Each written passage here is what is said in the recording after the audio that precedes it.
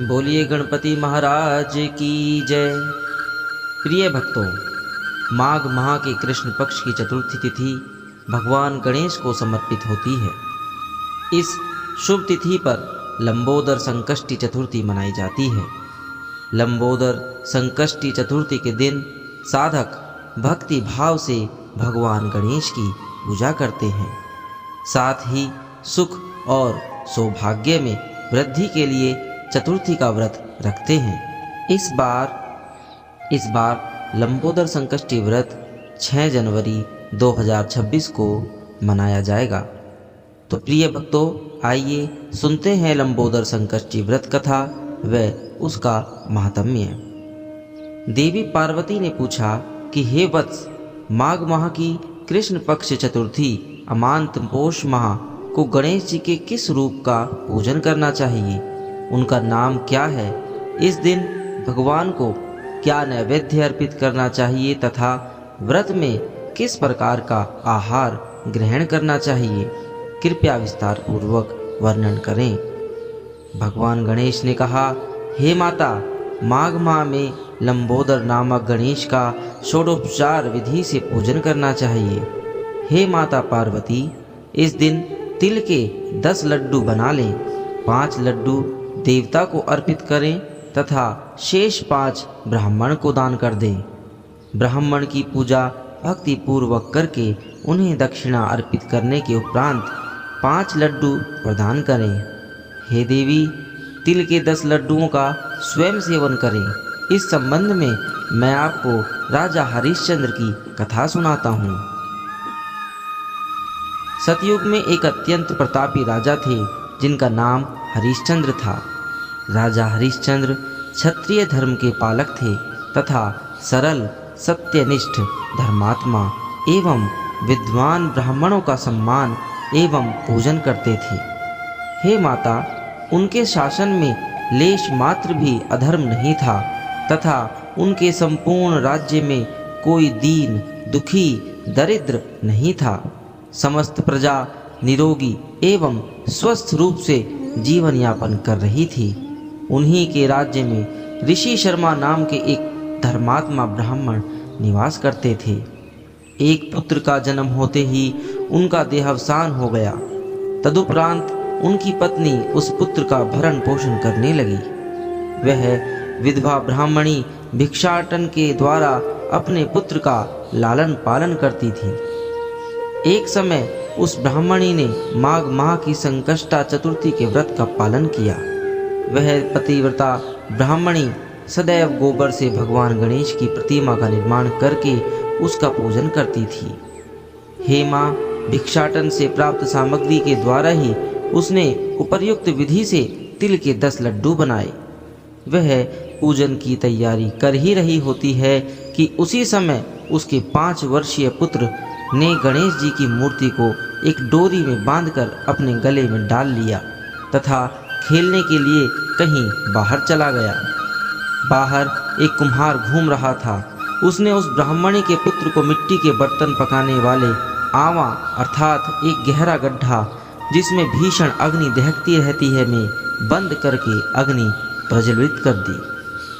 कुछ समय पश्चात अपने पुत्र को घर में न पाकर उसकी माता अत्यंत व्याकुल हो उठी तथा यहाँ वहाँ बालक की खोज करने लगी।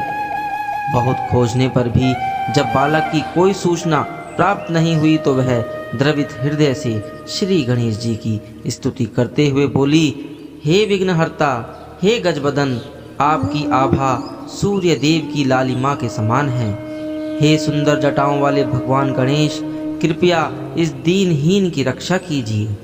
हे अनाथों के नाथ, हे गजानन, हे चतुर्भुजधारी, हे चंद्रमौली, हे विनायक, हे इच्छित वर प्रदान करने वाले, मेरा पुत्र कहीं मिल नहीं रहा है एवं मैं अपने पुत्र के विरह में व्याकुल हो रही हूँ।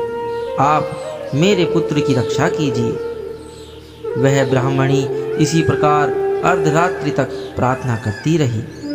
प्रातः काल होने पर कुम्हार ने अपने पके हुए मिट्टी के पात्रों को लेने के लिए आवा खोलकर देखा तो उसमें जंघा तक जल भरा हुआ था। कुम्हार ने देखा कि वह बालक सकुशल खेल रहा है। इस अद्भुत घटनाक्रम से भयभीत होकर कुम्हार ने इसकी सूचना राज दरबार में दी। वह राजा के समक्ष उपस्थित हुआ तथा अपने द्वारा किए पाप का वर्णन करते हुए बोला, हे महाराज हरिश्चंद्र, मैंने जो पाप किया है उसके लिए मैं वध के योग्य हूँ। हे परम प्रतापी राज नरेश, मैंने अपनी कन्या के विवाह के लिए मिट्टी के पात्र पकाने हेतु अनेक बार आवा लगाया, किंतु मेरे सभी पात्र कच्चे रह गए। इसीलिए भयभीत होकर मैं एक तांत्रिक के समीप गया एवं इसका कारण पूछा। उस तांत्रिक ने मुझे गुप्त रूप से एक बालक की बलि चढ़ाने का सुझाव दिया। मैं यह विचार कर ही रहा था कि किस बालक की बलि दूं। उसी समय मुझे वहाँ यह बालक दिखाई दिया और मैंने इसे ही आंवे में बैठाकर आग लगा दी। तदुपरांत मैं रात्रि में यह विचार करते हुए निश्चिंत होकर सो गया कि ऋषि शर्मा का तो देहांत हो गया है एवं उसकी पत्नी भिक्षाटन कर जीवन यापन करती है, अतः वह इस पुत्र का क्या करेगी। यदि मैं इसके पुत्र की बलि दे दूंगा तो मेरे मिट्टी के पात्र पक जाएंगे। प्रातः मैंने आंवा खोलकर देखा तो वह बालक सकुशल बैठा हुआ था तथा आवे में जांघ तक जल भरा हुआ था। यह सब देखकर मैं आश्चर्यचकित होकर आपको सूचित करने आया हूँ। कुम्हार की बात सुनकर राजा को भी घोर आश्चर्य हुआ तथा वे उस लड़के से भेंट करने के लिए स्वयं आए। बालक को वहाँ सकुशल देखकर राजा ने कहा, पता लगाओ यह किसका बालक है। इस आवे में जांघ तक जल कैसे आया, इसमें कमल पुष्प एवं दूर्वा कैसे उगाई। ना तो इस बालक को अग्नि से कोई हानि पहुंची और ना ही इसे भूख प्यास का ही कोई अनुभव है, अपितु यह तो ऐसे खेल रहा है जैसे यह इसका घर है। राजा के इतना कहते ही ब्राह्मणी विलाप करती हुई वहां पहुंच गई तथा उसने अपने बालक को हृदय से लगा लिया। राजा हरिश्चंद्र ने ब्राह्मणी से पूछा, इस बालक के अग्नि में न जलने का क्या कारण है? क्या तुम्हें किसी प्रकार की माया आती है अथवा कोई अत्यंत पुण्यदायक कर्म किया है जिसके कारण यह बालक भीषण अग्नि से भी सुरक्षित है? राजा के वचन सुनकर ब्राह्मणी ने कहा, हे राजन, मैं किसी प्रकार की माया आदि नहीं जानती तथा ना ही मैं जप तप ध्यान योग दान पुण्य आदि के विधान से अवगत हूँ। हे महाराज, मैं तो संकटनाशक गणेश चतुर्थी का व्रत नियमित रूप से करती हूँ। यह उसी व्रत का प्रभाव है कि मेरा पुत्र सकुशल है। यह सुनकर राजा ने कहा, मेरा विचार है कि मेरे राज्य की संपूर्ण प्रजा को यह संकट नाशन व्रत करना चाहिए। राजा ने उस ब्राह्मणी की परिक्रमा करते हुए कहा कि हे सुलक्षणी, तुम धन्य हो। तदुपरांत राजा ने समस्त प्रजा को गणेश जी का व्रत करने का आदेश दिया। इस प्रसंग के कारण प्रति माह सभी लोग उस दिन से गणेश चतुर्थी का व्रत करने लगे। इस व्रत का ही चमत्कार था कि ब्राह्मणी को अपना पुत्र पुनः प्राप्त हुआ। इति श्री लंबोदर संकष्टी चतुर्थी कथा संपूर्ण। बोले श्री गणपति महाराज की जय। आइए प्रिय भक्तों, अब सुनते हैं इस कथा का महात्म्य।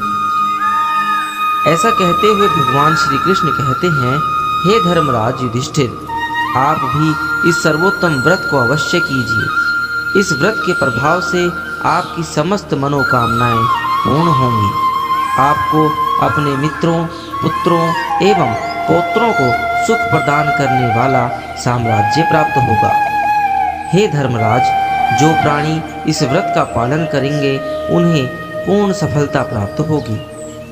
भगवान कृष्ण के श्री मुख से इस कथा का श्रवण कर युधिष्ठिर को अत्यंत प्रसन्नता हुई तथा उन्होंने माघ कृष्ण गणेश चतुर्थी का व्रत निष्ठापूर्वक किया। इस व्रत के फलस्वरूप युधिष्ठिर जी को अखंड राज्य का सुख प्राप्त हुआ।